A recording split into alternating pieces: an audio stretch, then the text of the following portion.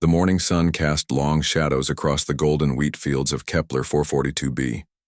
Jiwon stood on the porch of the colony administration building, sipping her coffee and watching the daily routine unfold.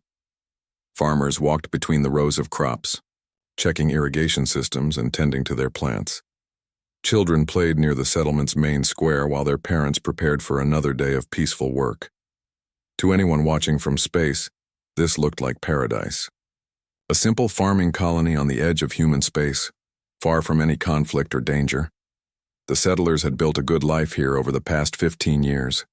They grew enough food to feed themselves and still had surplus to trade with passing merchant ships.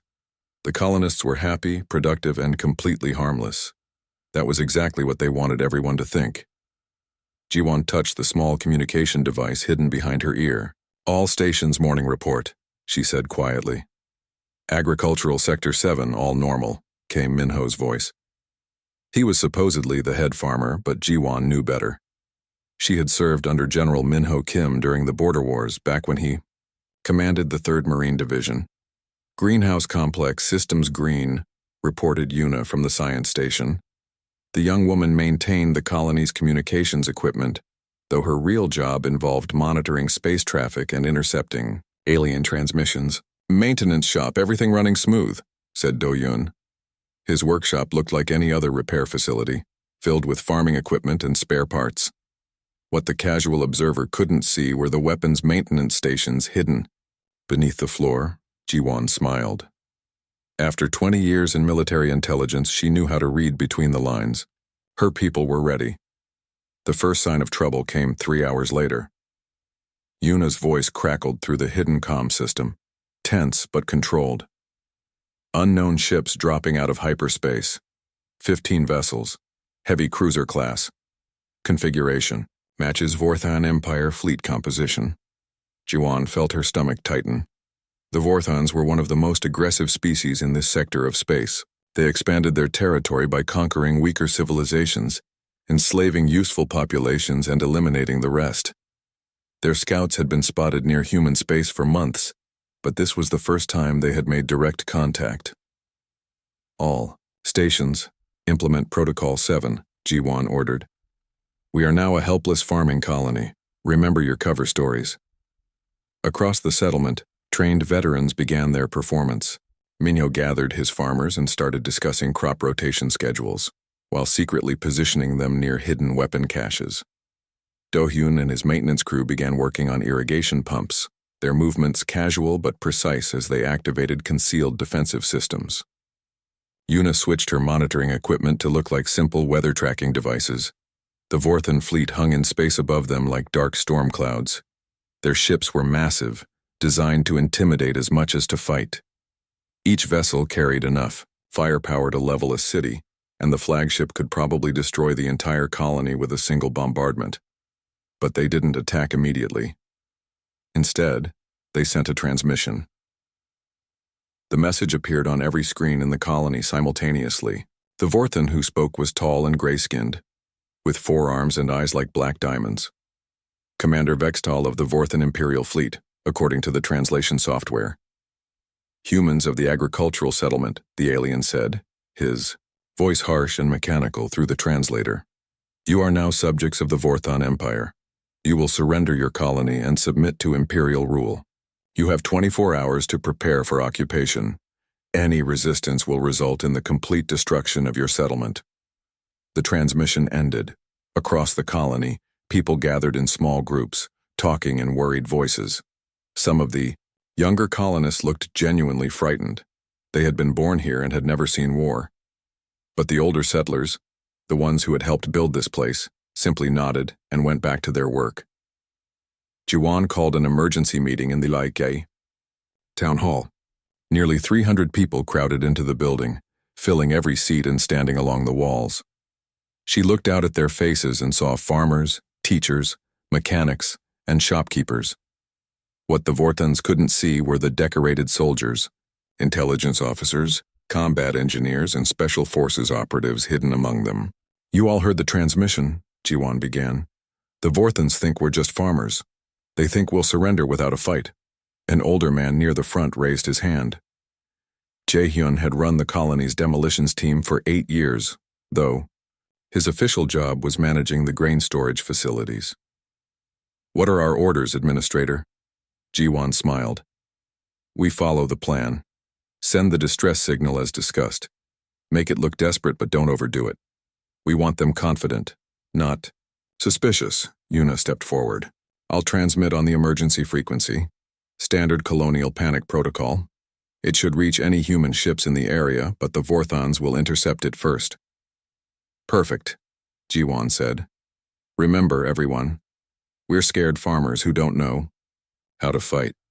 We're begging for help that probably won't come in time. We're completely at their mercy." The crowd murmured agreement. These people had lived this cover story for years. They knew their roles perfectly. Over the next few hours, the colony transformed into a picture of barely controlled panic. People ran between buildings carrying belongings and gathering in worried groups. Children cried while their parents tried to comfort them. The distress signal broadcasted continuously, pleading for any human military vessel to come to their aid. Meanwhile, beneath the surface, other preparations were taking place. Weapons emerged from hidden storage compartments. Communication networks activated. Defensive positions received final checks. The colony's true nature began to reveal itself, but only to those who knew where to look. Sunwoo, officially a young farmhand, coordinated with teams across the settlement. His real job involved managing the colony's drone swarms, hundreds of small machines that normally helped with crop management. Today, they were being fitted with a different kind of payload. Nari worked in the psychology lab hidden beneath the medical center. Her official position was agricultural scientist, studying crop yields and soil composition. Her actual expertise involved psychological warfare and breaking enemy morale. As the day progressed, Vorthon shuttles began circling the colony. The aliens were studying their target, counting people and mapping buildings. They saw exactly what the humans wanted them to see: a peaceful settlement full of frightened farmers with no military capability.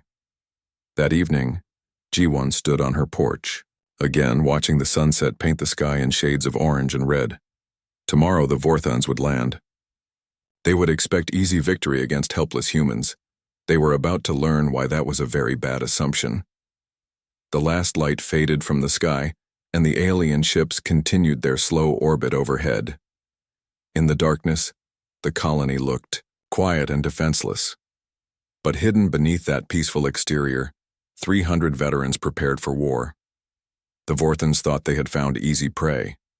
Instead, they had walked into the most sophisticated trap in human space. Tomorrow would be very interesting. The Vorthon dropships descended through the morning sky like metal raindrops. Commander Vextal watched from his flagship as 10,000 elite soldiers prepared for what should be a simple occupation. His intelligence reports showed a farming colony with primitive defenses and no military presence. The humans had sent panicked distress calls all night, begging for help that would never come. On the surface, Ji-won watched the ships approach, through her office window. She pressed the hidden button under her desk, sending a coded signal throughout the colony. Phase 2 was beginning. What the Vorthons saw from space was exactly what humans wanted them to see. The grain silos looked like simple storage buildings. The irrigation pumps appeared to be standard farming equipment. The greenhouse dome seemed designed only for growing crops in controlled environments. The truth was very different. Minho stood inside what the aliens thought was a grain storage facility. He ran his hand along the wall, feeling the hidden panel that would retract in 15 minutes. Behind that wall waited automated defense turrets capable of tracking and destroying aircraft at 5 kilometers. The grain stored here was actually ammunition for weapon systems the Vorthons didn't know existed. Each silo contained enough firepower to level a city block. The colony had 12 of them, strategically positioned to create overlapping fields of fire across the entire settlement area. Do-hyun worked in his maintenance shop making final preparations. To any observer, he was just fixing broken farming equipment. In reality, he was activating electromagnetic pulse generators hidden throughout the colony's infrastructure. The irrigation system that kept the crops healthy would soon carry a very different kind of energy through buried cables. The underground network beneath the colony was vast and complex. Tunnels connected every major building, allowing rapid movement of personnel and supplies. What looked like water pipes were actually ammunition feeds. Storage areas that appeared to hold farming tools contained military equipment that could outfit a full battalion. Yuna sat at her communication station, monitoring Vorthan transmissions. The aliens were coordinating their landing with typical military precision. They planned to secure the main settlement first, then spread out to control the agricultural areas. Standard occupation doctrine for a primitive world. She smiled as she listened to their confident chatter. The Vorthans had no idea they were landing in a kill zone designed by some of the best military minds in human space. Jae-hyun walked through the wheat fields, checking his special crop. To casual observation, these were normal grain plants growing in rich soil, but beneath each row lay carefully placed explosive charges connected to a central detonation system. The fields themselves were weapons, ready to turn into a landscape of destruction at a moment's notice. The irrigation channels that watered these crops served multiple purposes. They could carry water for farming, or they could flood selected areas with incendiary compounds that would turn the entire battlefield into an inferno. Every aspect of the colony's design had military applications hidden beneath agricultural facades. Sun Woo coordinated the final preparations for his drone, Swarms. The small machines buzzed between the crops like oversized insects, apparently tending to plant health and monitoring growing conditions. Each drone carried sensors that could detect enemy movement, communications equipment for coordinating attacks, and small explosive charges that could eliminate targets with surgical precision. The Vorthans would never expect agricultural drones to suddenly transform into attack weapons. It was one of many surprises waiting for them. Nari prepared her psychological warfare station in the hidden laboratory beneath the medical center. She had studied Vorthan psychology for years, learning how their minds worked and what tactics would be most effective against them. The speakers hidden throughout the colony could broadcast sounds designed to cause panic and confusion among enemy forces. Her research showed that Vorthans were extremely confident when facing apparently inferior enemies, but became disoriented and frightened when that confidence was suddenly shattered. She had prepared audio programs specifically designed to exploit this weakness. As the dropships grew larger in the sky, the colonists continued their performance. People ran between buildings carrying belongings and children. The distress calls continued broadcasting, now sounding even more desperate as the invasion force approached. But beneath this chaos, trained soldiers moved with purpose. Weapons emerged from concealment. Communication systems linked every defensive position. Final system checks confirmed that all equipment was ready for combat. The colony's true nature was finally revealing itself, but only to those who knew the codes and passwords. To the Vorthans, everything still looked like panicked farmers with no way to defend themselves. Kyung-soo gathered his team near the landing zone. Officially, he was the settlement's welcoming committee, responsible for greeting visitors and helping them find what they needed. His actual job was coordinating ambush positions and ensuring that enemy forces walked exactly where the defenders wanted them. He had spent weeks preparing false information about the colony's layout, designed to mislead any invasion force. The maps the Vorthans had been studying showed buildings and roads that didn't exist, while hiding the real defensive positions. When the aliens tried to navigate using their intelligence, they would find themselves in carefully prepared killing zones. Hana worked in the medical center, preparing for casualties. Her official position was colony doctor, and she genuinely cared for the health of the settlers. But her military training as a combat engineer meant she also knew how to prepare medical facilities for use as defensive strongpoints. The medical center sat on high ground overlooking the main landing area. Its thick walls could stop energy weapons, and its basement connected to the tunnel network that ran beneath the entire colony. If necessary, it could serve as a command post for coordinating the defense. Woo Jin made final adjustments to the communication array hidden inside what appeared to be a water treatment plant. The Vorthans had identified this building as low priority, containing only basic infrastructure. They had no idea it housed the most sophisticated military communication system on this side of human space. Through this equipment, Wu Jin could coordinate with human naval forces hidden throughout the system. Ships that appeared to be civilian cargo haulers or research vessels were actually military units waiting for the right moment to reveal themselves. The Vorthons thought they faced only a helpless farming colony. They were about to discover they had walked into a trap involving multiple warships and thousands of trained soldiers. The dropships began their final approach, and Jiwon felt her heart rate increase. After months of planning and years of preparation, the moment had finally arrived. The Vorthons were about to learn what happened when they underestimated human determination and ingenuity.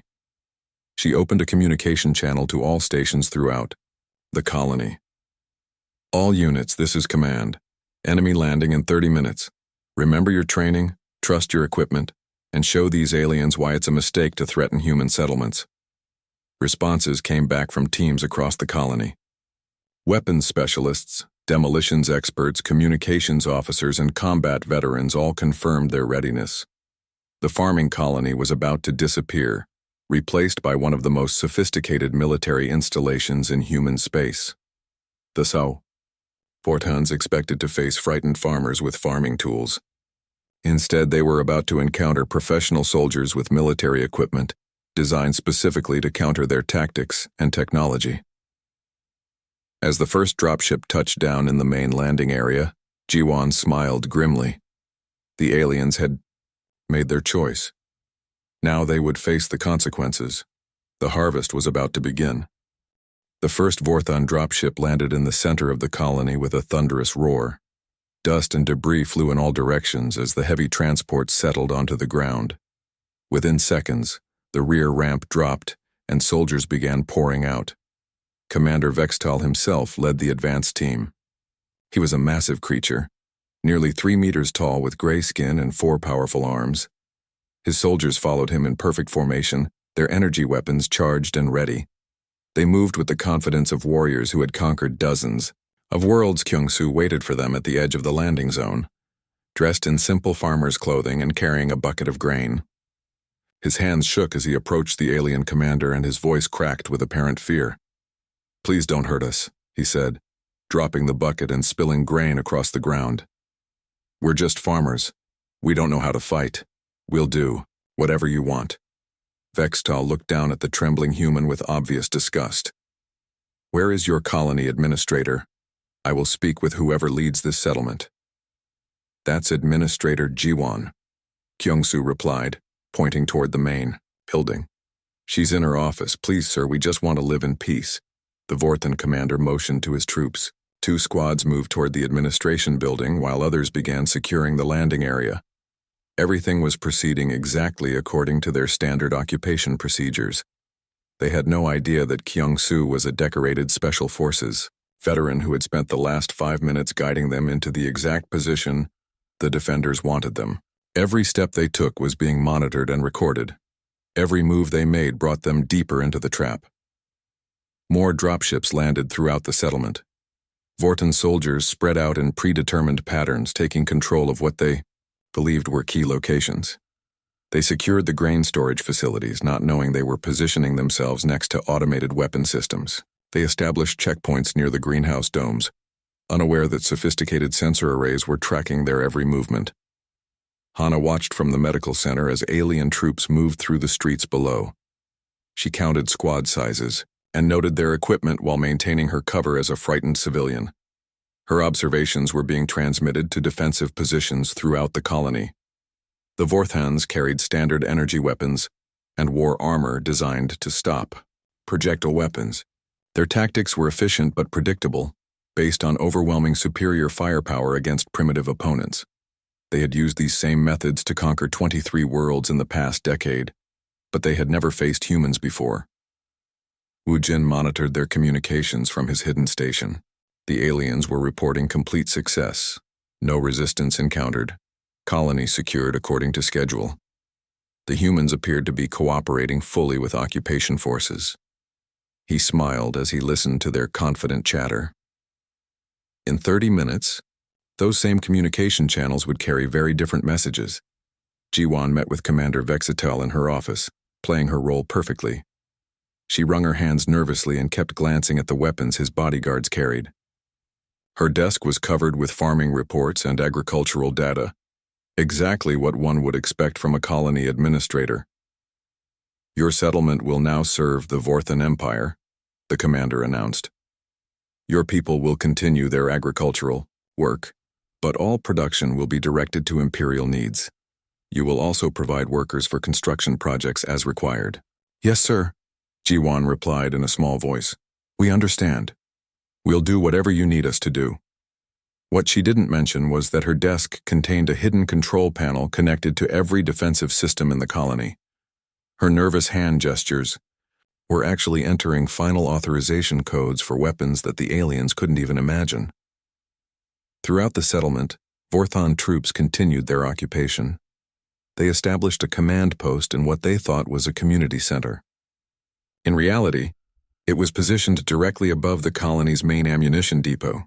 They set up communication equipment on a building that housed hidden jamming devices. They positioned guards around structures that contained enough firepower to destroy their entire landing force. Do-hyun worked in his maintenance shop, apparently repairing farming equipment while alien soldiers watched him from the doorway. His tools looked innocent enough: power drivers, cutting implements, diagnostic equipment. The Vorthan saw no threat in an elderly human fixing broken machinery. They didn't notice that every tool movement was actually a system activation sequence.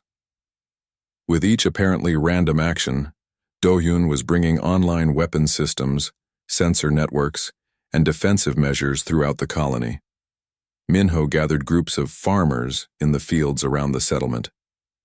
The Vorthans allowed this, seeing only frightened humans seeking comfort in familiar places. The aliens had no idea that these groups were actually military units taking final positions around predetermined target areas. Each farmer knew exactly what to do when the signal came. They had practiced these movements for years, disguised as agricultural work. Planting seeds had taught them to place explosives. Harvesting crops had trained them to coordinate rapid assaults. Tending irrigation systems had prepared them to manage complex military operations.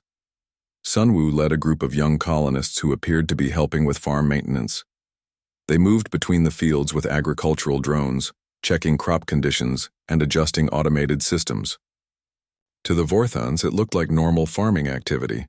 In reality, these maintenance workers were positioning hundreds of attack drones throughout the combat zone.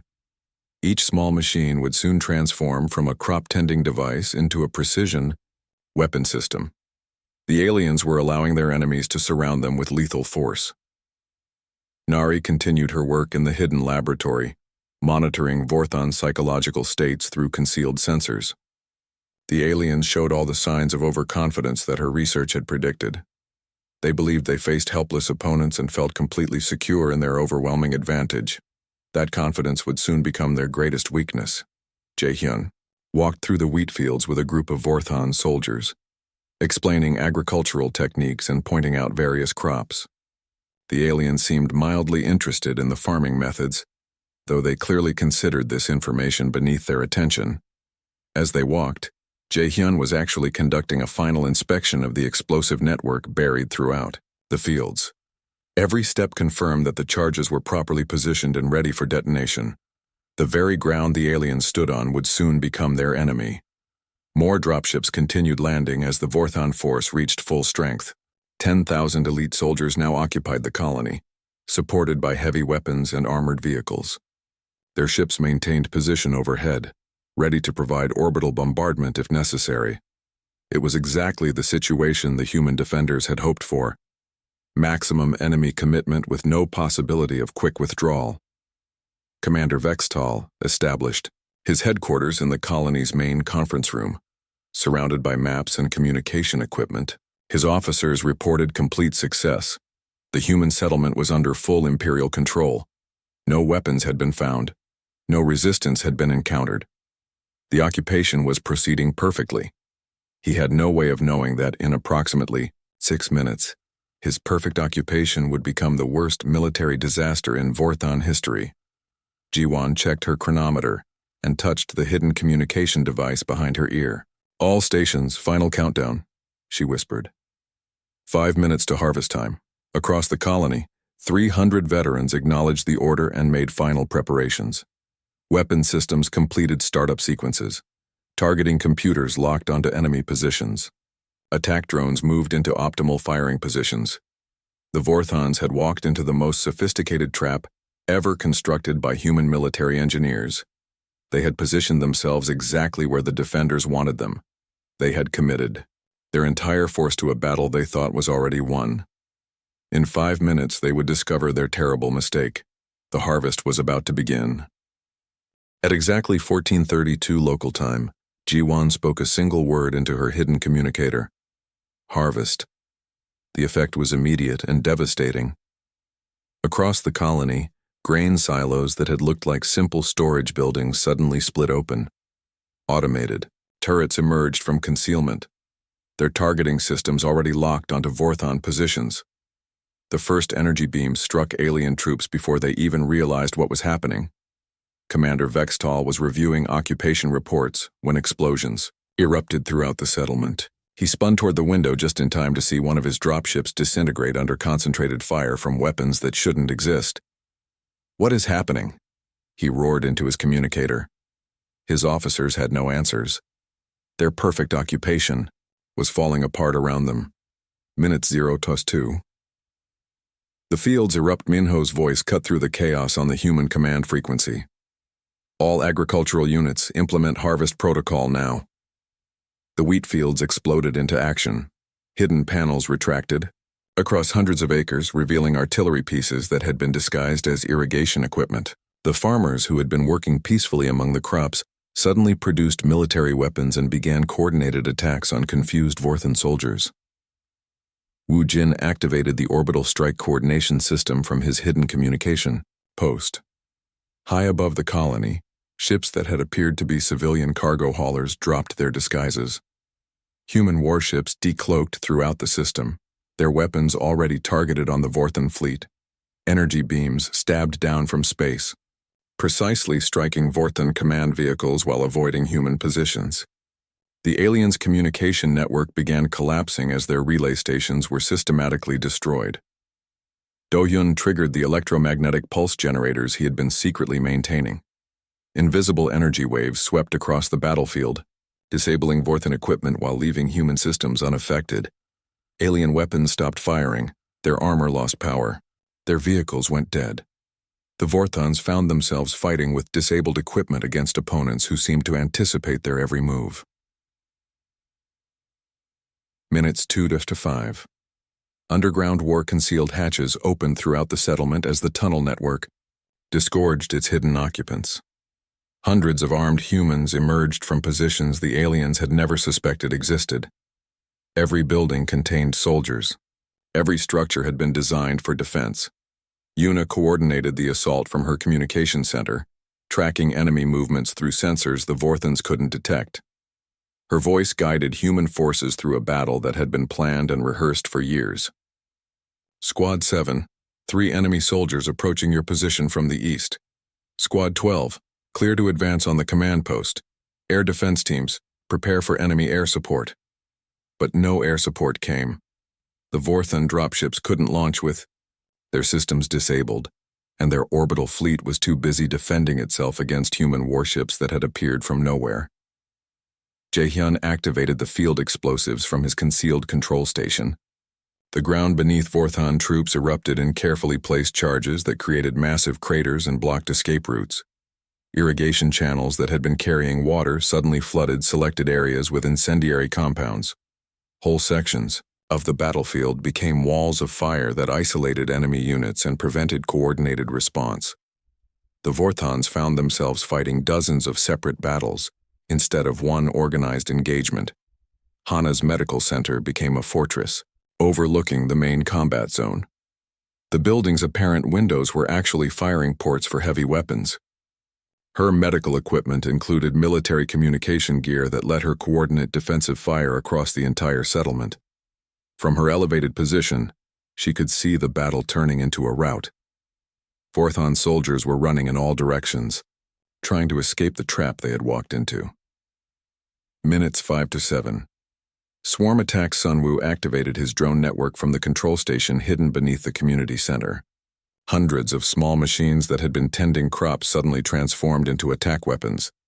They rose from the fields like angry insects, each one carrying explosive charges designed to destroy enemy equipment. The agricultural drones swarmed over Vorthon positions with devastating effect. They were too small and fast for the aliens' weapons to track effectively, but large enough to carry lethal payloads. In minutes, most of the enemy's heavy equipment was destroyed or disabled. Vorthon. Soldiers tried to shoot down the attacking drones, but their energy weapons were designed for larger targets. The small machines weaved between their shots and continued their relentless assault. Meanwhile, Kyung-soo led ground teams through the tunnel network, emerging behind enemy lines to attack from unexpected directions. His knowledge of the colony's hidden passages let human forces appear anywhere on the battlefield within seconds. The Vorthons had trained for conventional warfare against primitive opponents. They had no defense against this kind of three-dimensional assault that came from underground, overhead, and all sides simultaneously. Minutes 7 to 9. Psychological collapse. Nari activated her psychological warfare system from the hidden laboratory. Speakers throughout the colony began broadcasting sounds specifically designed to cause panic among Vorthon troops. The audio combined frequencies that caused disorientation with recordings of human battle cries and weapon fire. The psychological assault was perfectly timed. The aliens were already confused and frightened by the sudden reversal of their fortunes. The sound barrage pushed many of them past their breaking point. Vorthon soldiers began surrendering in groups, throwing down their weapons and calling for mercy. Others ran toward their disabled dropships, only to find that the landing craft couldn't take off. Commander Vextal tried desperately to regain control of the situation. He ordered his orbital fleet to bombard the human settlement, but his ships were under attack by superior forces that had trapped them in orbit. "This is impossible," he screamed into his communicator. "They're just farmers. How can farmers defeat the Imperial fleet?" Jiwan answered him from her office, where she had dropped all pretense of being a helpless administrator. She was now clearly in military uniform, speaking with the authority of someone who had commanded troops in major battles. "Commander Vextal, this is General Jiwan Kim of the Human Defense Force. Your invasion has failed. I'm offering you one chance to surrender your remaining forces." The Vorthon commander stared at her image on his communication screen. The frightened farmer he had met hours ago was gone, replaced by a professional soldier who radiated competence and confidence. Around him, his command staff reported disaster after disaster. Most of their ground forces were dead, captured, or fleeing. Their air support was destroyed. Their orbital fleet was outnumbered and outgunned by human warships that had appeared throughout the system.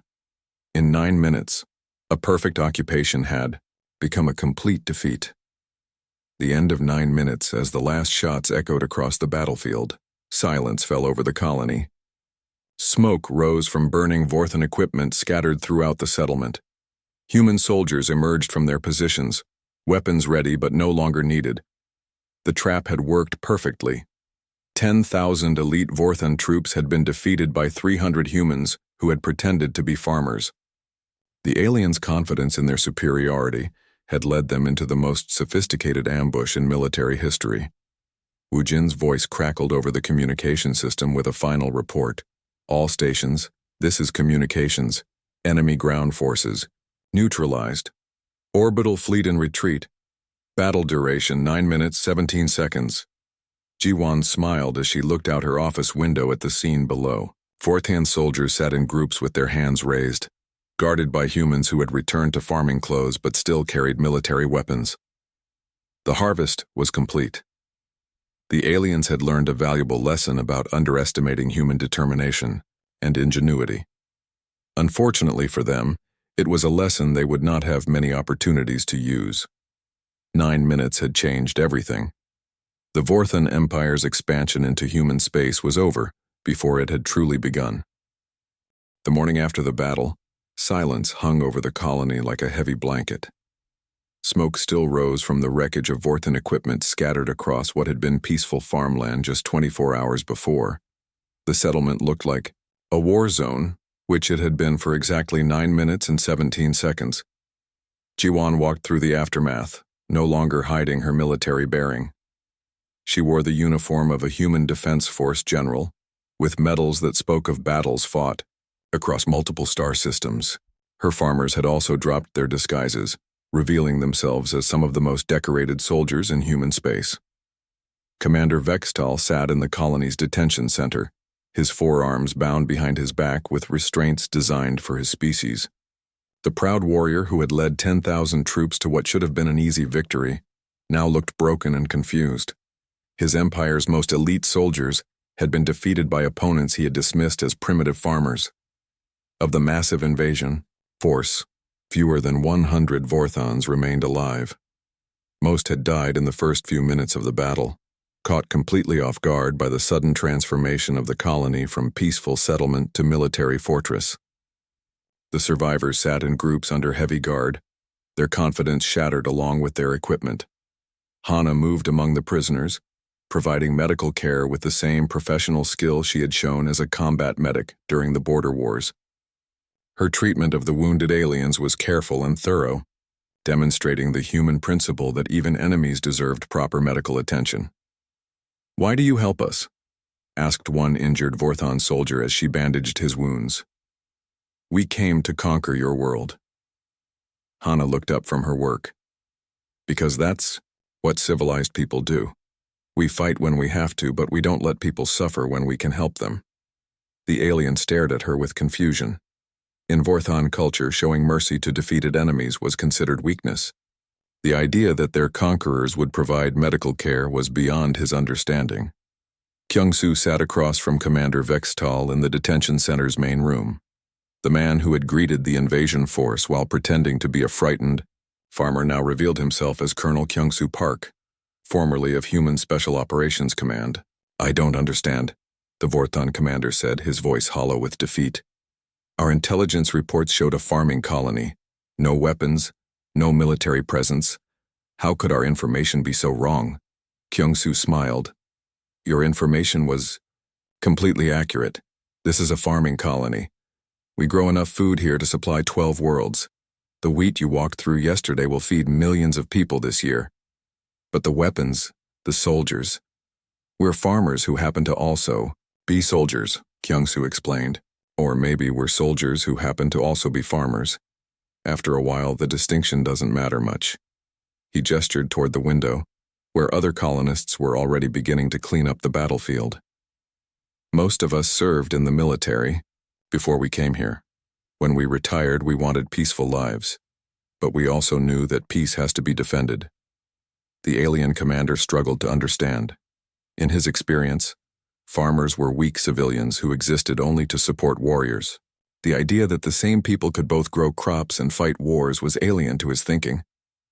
Wu Jin worked at his communications station, now revealed as one of the most sophisticated military command centers in human space.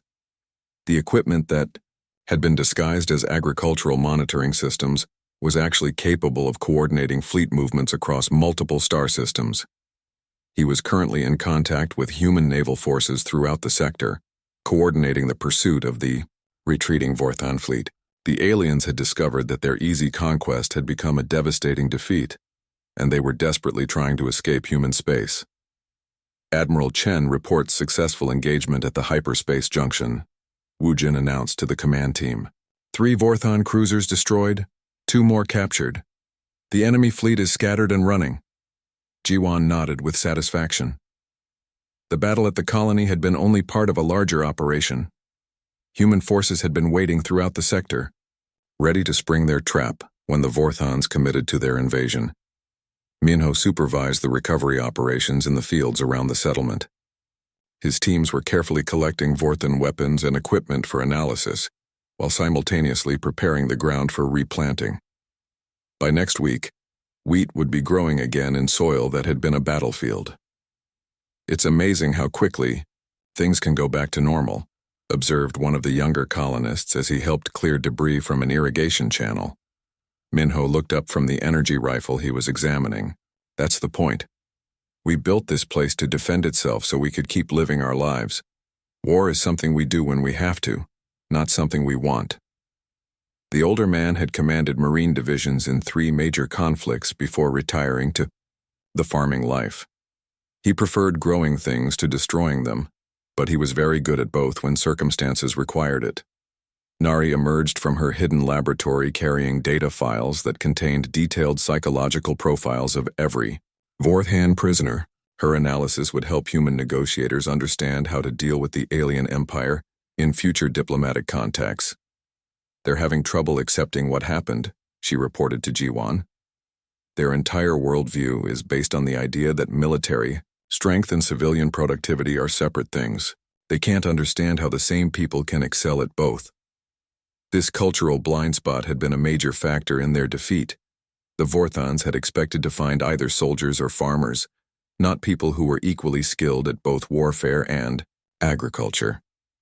Sun Wu worked with his technical team to restore the agricultural drone network to its peaceful configuration. The machines that had swarmed over enemy positions like deadly insects were being reprogrammed to return to crop management duties. "How long before the drones are ready for farm work again?" asked Jae-hyun as he supervised the removal of explosive charges from the wheat fields. "Another few hours," Sun Wu replied. "The hardware is the same for both missions. It's just a matter of changing the software and swapping out the payloads." This dual-use technology was typical of the colony's design philosophy. Everything had to serve both civilian and military purposes because the settlers refused to live in a purely military installation.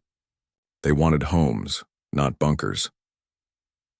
Do-yun worked to restore the colony's infrastructure to its normal configuration. The weapon systems were retracting into concealment, the defensive positions were being disguised as civilian structures, and the electromagnetic pulse generators were returning to their secondary role as power management systems.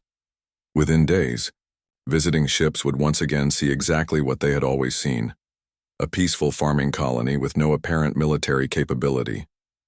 Yuna coordinated with human intelligence services throughout the sector, sharing information about Vorthan military capabilities and tactics. The data collected during the battle would help prepare defenses at other human settlements. "The Vorthans fight well when they think they have an advantage," she reported during the evening briefing. "But they panic quickly when that advantage disappears. Their command structure depends too heavily on overwhelming force and doesn't adapt well to unexpected situations. This intelligence would be invaluable if the Vorthan Empire decided to try another invasion of human space." As the day ended, Ji-won called a meeting in the community center. The building had served as a fortress during the battle, but now it looked like any other civilian gathering place. The colonists who assembled were once again dressed as farmers and civilians, though their military bearing was still evident to those who knew what to look for. "The immediate threat is over," Ji-won announced. "The Vorthan invasion force has been destroyed or captured. Their fleet is retreating, but this won't be the end of it." Murmurs of agreement rippled through the audience. Everyone understood that the Vorthan Empire would not simply accept this defeat and leave human space alone. "They'll be back," said Minho. "Maybe not soon, but eventually, and they'll bring more ships next time." "Let them come," replied Kyung-soo. "We'll be ready." Ji-won smiled at the confidence in her people's voices. These were farmers who had chosen to live peaceful lives, but they were also warriors who would defend their homes against any threat.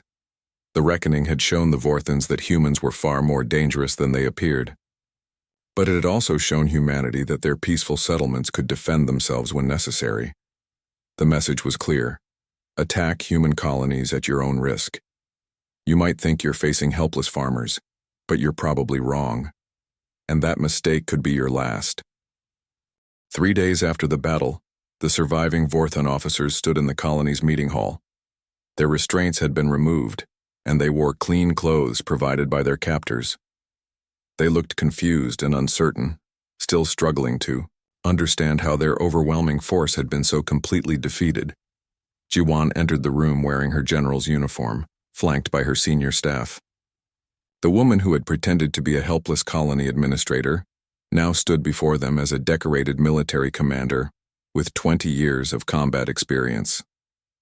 "Commander Vextal," she said, addressing the alien leader directly. "You and your Surviving troops are free to go.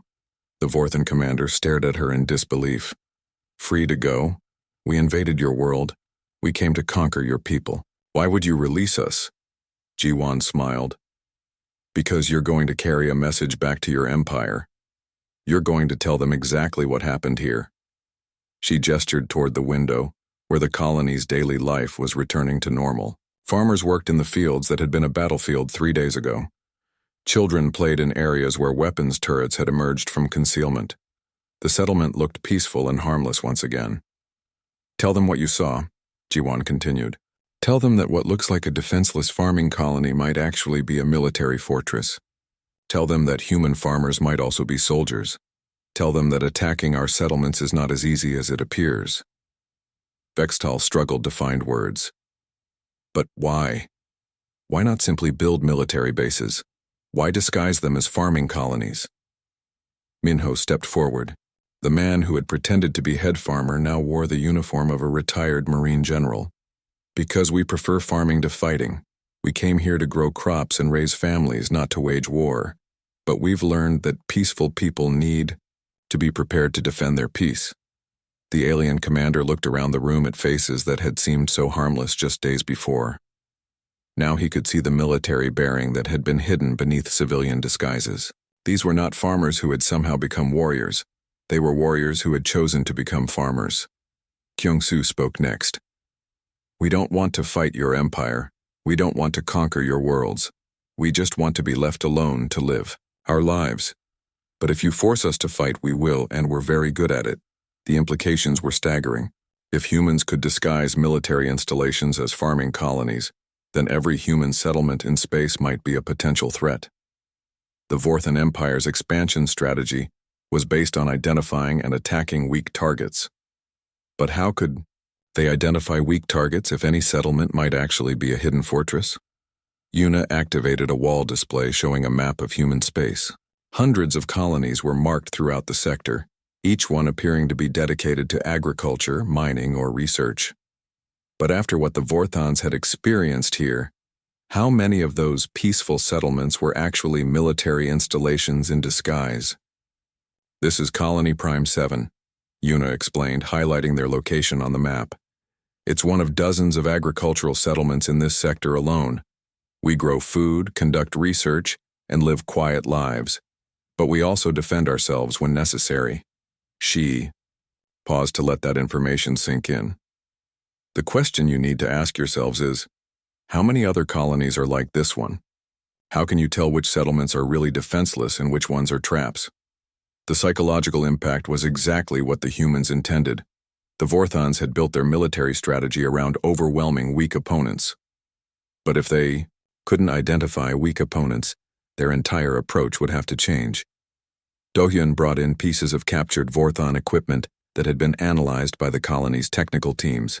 Energy weapons, armor systems, and communication devices were laid out on a table for the aliens to see.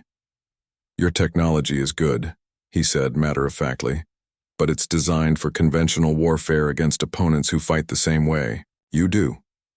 It doesn't work as well against enemies who think differently. The equipment had been completely disabled by electromagnetic pulses that Vorthan engineers had never encountered. Their armor was effective against energy weapons, but vulnerable to explosive charges placed in unexpected locations. Their tactics were sound but predictable to opponents who had studied them carefully. Sunwoo displayed video footage from the battle, showing how agricultural drones had transformed into attack swarms. The Vorthans watched in fascination as innocent, farming equipment revealed hidden military capabilities. We designed everything to serve dual purposes, he explained. Our farming tools can become weapons. Our irrigation systems can carry incendiary compounds. Our grain storage facilities can hide artillery. Nothing here is exactly what it appears to be.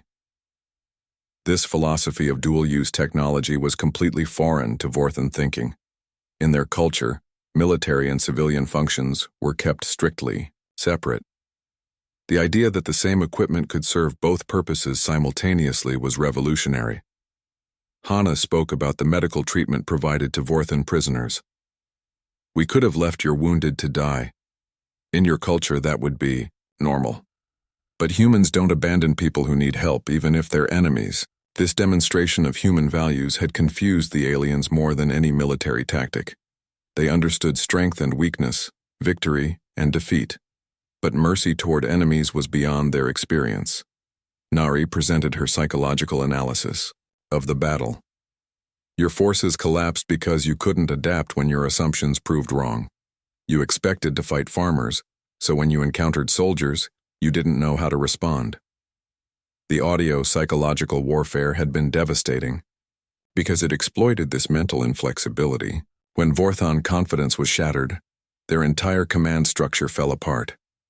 Jaehyun brought in soil samples from the battlefield, now cleared of explosives and ready for replanting. In 2 weeks, wheat will be growing here again. By harvest time, you won't be able to tell there was ever a battle. This rapid return to civilian life was perhaps the most powerful message of all. Humans could fight when necessary, but they preferred to farm. They could destroy when threatened, but they chose to create.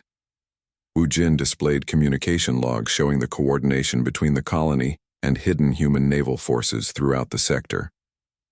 Your fleet thought it was facing an isolated settlement. Instead, you walked into a system-wide defense network. The revelation that human merchant ships and research vessels were actually disguised warships added another layer to the strategic problem facing the Vorthon Empire. How could they plan military operations when they couldn't identify enemy forces? As the briefing concluded, Jiwon made her final point. You're going to return to your empire with this information. You're going to tell them that attacking human settlements is not profitable. You're going to explain that we don't want war, but we're prepared for it. She paused to look each alien in the eye. And you're going to warn them that every human colony they encounter might be exactly like this one. Commander Vextal finally found his voice. What if the Empire doesn't listen? What if they decide to attack in greater force? Jiwon's smile was cold and confident. Then they'll discover that we have more than farming colonies hidden in human space. They'll learn that underestimating humanity is a mistake that gets more expensive every time you make it. The transport ship that carried the surviving Vorthons away from the colony was a converted merchant vessel, indistinguishable from thousands of other civilian craft moving through space. But its crew wore human naval uniforms, and its cargo holds contained military equipment that could support a small army. As the aliens departed, they carried with them a message that would reshape the strategic thinking of their entire empire. Human space was no longer a collection of easy targets waiting to be conquered. It had become a maze of hidden threats where any wrong move could result in devastating defeat.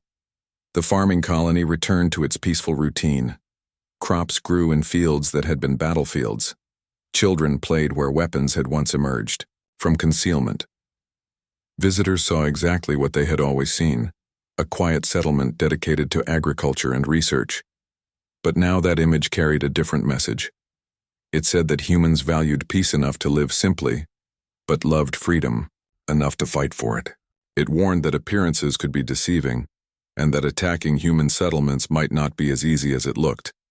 The message was spreading throughout the galaxy. Don't underestimate the farmers. They might be more dangerous than you think, and for the Vorthon Empire, that message had arrived exactly 9 minutes too late.